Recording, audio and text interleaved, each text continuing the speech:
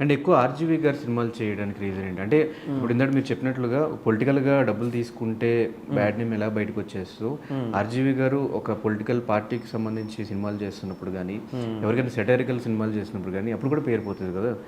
Voice చెప్పింది ఎవరంటే పలానా ఆల్రౌండర్ ఎవరంటే అప్పుడు పేరు పోదా? అప్పుడు ఏంటంటే అది సినిమా కాబట్టి అది వృత్తి అన్నప్పుడు ఇది కూడా వృత్తే కదా. అది డబ్బులు ఇచ్చి చేయించుకున్నంటే ఖచ్చితంగా వృత్తే కదా.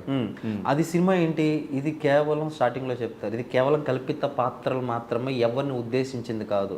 దిస్ ద డ్రామాటిక్ మూవీ అనమాట. కమ్మరాజ్యంలో కడప రెడ్డిలో ఉంది డ్రామాటిక్ మూవీ. సో ఇలాగ బయోగ్రఫీస్ మూవీస్ ఇవన్నీ ఏంటంటే కనుక ఒక చరిత్రనో లేకపోతే ఒక డ్రామాటిక్ మూవీస్ను వాళ్ళు ప్రజెంటేషన్ చేసి అంత స్క్రీన్ ప్లే ఆయన కరెక్ట్గా ముందే చెప్తున్నప్పుడు బ్యాక్గ్రౌండ్ నుంచి అందులో ఒక వ్యక్తి పవన్ కళ్యాణ్ పాత్ర వేశారని చెప్పి పవన్ కళ్యాణ్ నువ్వు ఎలా చేస్తావు యాక్టింగ్ అని అతను కొట్టకూడదు, చంద్రబాబు నాయుడు పాత్ర వేశారు కదా అని చెప్పి అతను కొట్టకూడదు. చేసిన వాళ్ళని వెనకాల చెప్పిన వాళ్ళని కేవలం ఒక సినిమాగా చూడాలనేది ఒపీనియన్.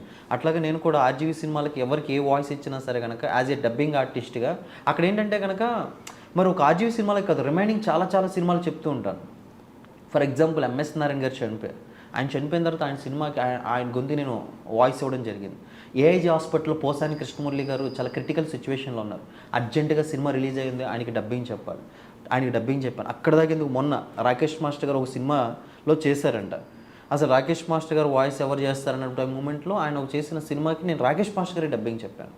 సో ఇక్కడ ఏంటంటే కనుక అన్నీ చెప్తున్నా కూడా ఆర్జీవి గారి సినిమాది ఏంటంటే కనుక జస్ట్ ఒక డ్రామాటిక్ మూవీస్ కాబట్టి నేను ఒక మిమిక్రీ ఆర్టిస్ట్గా నేను నాకు న్యాయం చేశాను తప్ప ఎవరిని క్లించపరచలేదు, అందులో తప్పలేదని నేను అనుకుంటా. సో ఎక్కువ ఆర్జీవి గారి సినిమాలు చేయడానికి రీజన్ ఏంటి?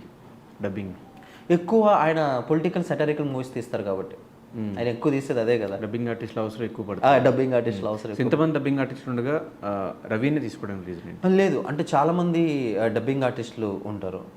వైఎస్ జగన్మోహన్ రెడ్డి గారికి వేరే వాళ్ళది వేరే పర్సన్ చెప్పారు, చంద్రబాబు గారికి వేరే పర్సన్ చెప్పారు, పవన్ కళ్యాణ్ గారికి నేను ఇట్లా.